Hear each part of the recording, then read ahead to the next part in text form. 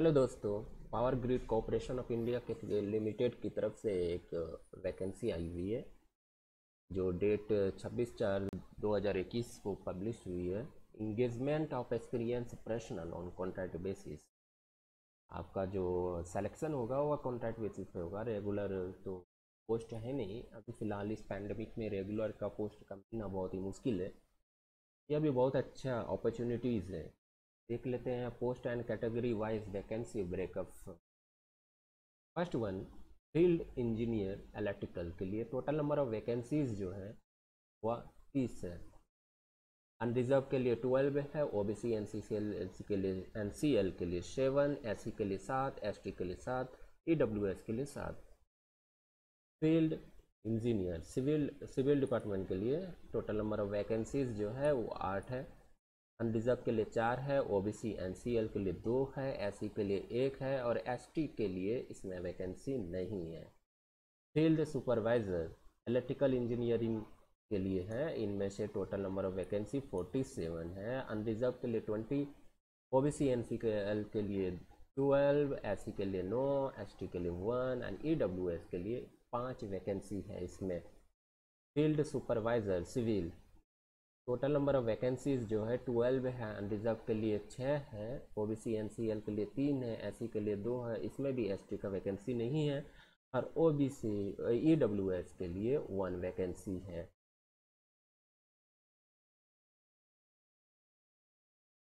अब essential qualification देख लेते हैं। Job specification, name of post field engineer electrical, post code ID1।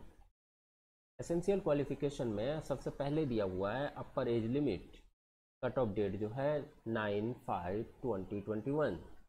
Maximum age जो होना चाहिए वो 20 ईयर्स ओल्ड होना चाहिए। एसेंशियल क्वालिफिकेशन में दिया हुआ है फुल टाइम बीई और BTech BSc engineering in electrical discipline और equivalent from a recognised university institute with minimum 55% of marks for general OBC NCL EWS and pass mark for SC ST PWD candidate।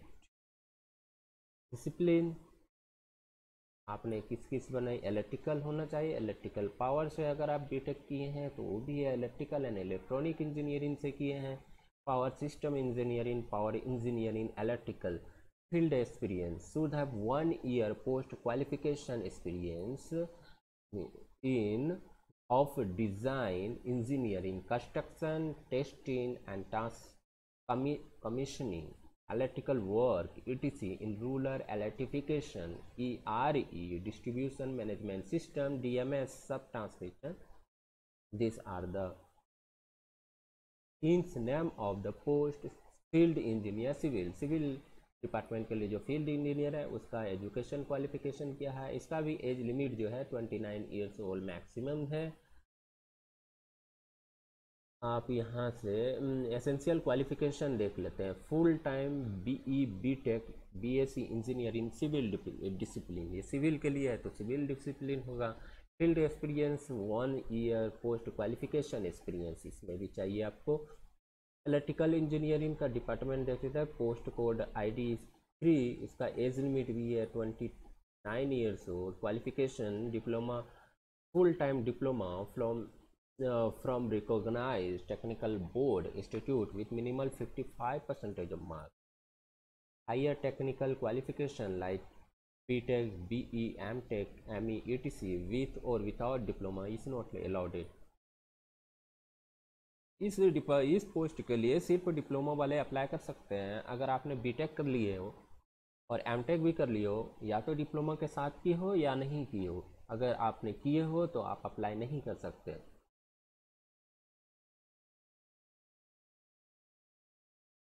Discipline जो है इसका electrical power, electrical and electronic, power system engineering, power engineering, electrical.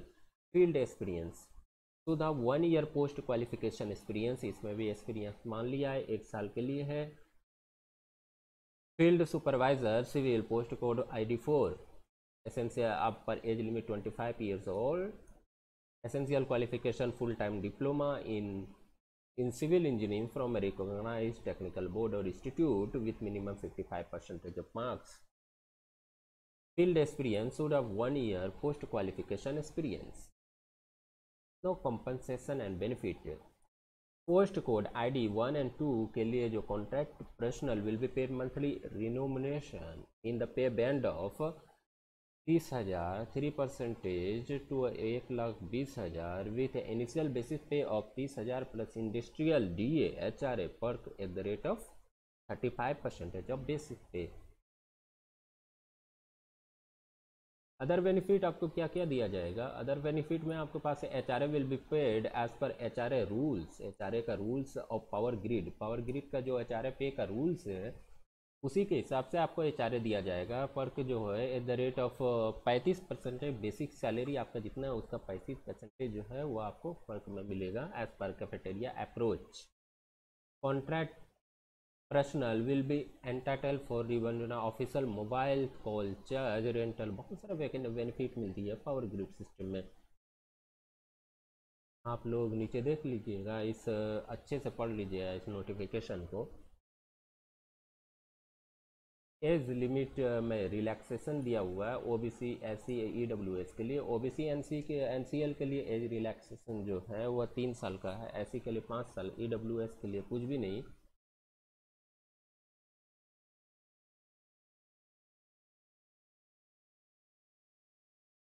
नीचे देखते हैं क्या है selection process कैसे आपको सेलेक्ट किया जाएगा फील्ड इंजीनियर के लिए। Selection will involve an interview only for eligible and shortlisted candidate. However, the management reserve right to raise the minimum eligibility standard criteria and to conduct a screening test or to restrict number of candidates to be called for personal interview if so required. Interview से होगा, screen test भी हो सकता है लेकिन ये confirm नहीं है। अगर नंबर ऑफ स्टूडेंट ज़्यादा हो गया तो वो लोग स्क्रीनिंग टेस्ट भी कर सकते हैं, एलिजिबिलिटी क्राइटेरिया जो है उसको भी बढ़ा सकते हैं। लेकिन फ़िलहाल ये दिया हुआ है कि सिलेक्शन जो होगा सिर्फ शॉर्ट लिस्ट करने के बाद आपको इंटरव्यू के लिए बुलाया जाएगा अगर नंबर ऑफ स्टूडेंट कम रहे तो।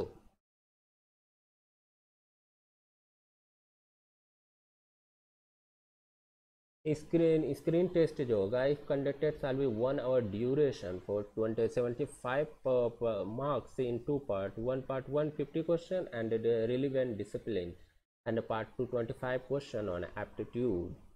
50 क्वेश्चन होंगे आपके जो डिपार्टमेंट से हैं, आप जिस ब्रांच से हैं उस पेपर का, और 25 क्वेश्चन जो होंगे वो जनरल एप्टीट्यूड के होंगे। और qualifying mark in screening test for unreserved category के लिए 40% एंड फॉर रिजर्व कैटेगरी के लिए 30% मार्क्स आपको लाना ज़रूरी है। Candidate who qualify in the test will be shortlisted. जो आप क्वालिफाई होते हैं तो आपके बाद शॉर्ट लिस्ट किया जाएगा और उसको इंटरव्यू के लिए बुलाया जाएगा on their performance in screening test. अगर आपका मार्क्स से ज़्यादा आई है तो आपको पहले बुलाया जाएगा, अगर कम आई हुई है 30% से ज़्यादा है, रिजर्व कैटेगरी के यार 40% से ज़्यादा हैं, OBC अनरिजर्व कैटेगरी के स्टूडेंट कैंडिडेट तो उसको बुलाया जाएगा।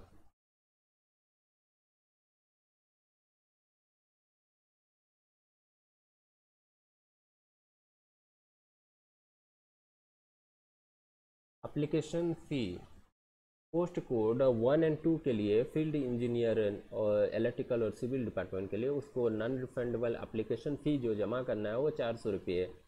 और डिप्लोमा वाले जैसे फील्ड सुपरवाइज़र है इलेक्ट्रिकल और सिविल डिपार्टमेंट उनको 300 रुपये जमा करना है। हाउ टू अप्लाई,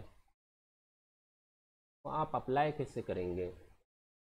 क्या करना है आपको सबसे पहले online registration system of power grid का ये है प्रोसेस। तो आपको क्या करना है, सबसे पहले लॉगिन कर लेना है www.powergrid.in पे। उसके बाद करियर सेक्शन पे जाना है, करियर सेक्शन के बाद जॉब अपॉर्चुनिटीज़ पे जाना है, ओपनिंग पे जाना है, रीजनल ओपनिंग पे जाना है। नॉर्थ रीजन सेलेक्ट करना है, नॉर्थ रीजन 1 दिल्ली रिक्रूटमेंट।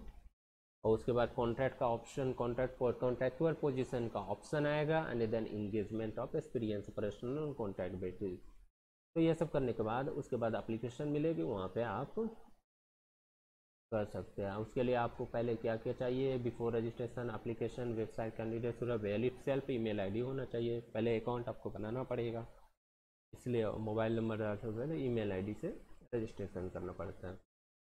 ये सब तो हो गई। और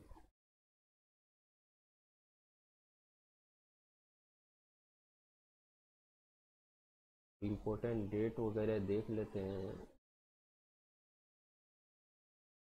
important online date of online submission of application and online payment of application fee 26/4/2021 से शुरू हो गई है। क्लोज होगा, क्लोजिंग डेट जो है आपको 9/5/2021 को तक आपको पे कर देना है एप्लीकेशन फ़ी वगैरह फ़ी और फॉर्म वगैरह।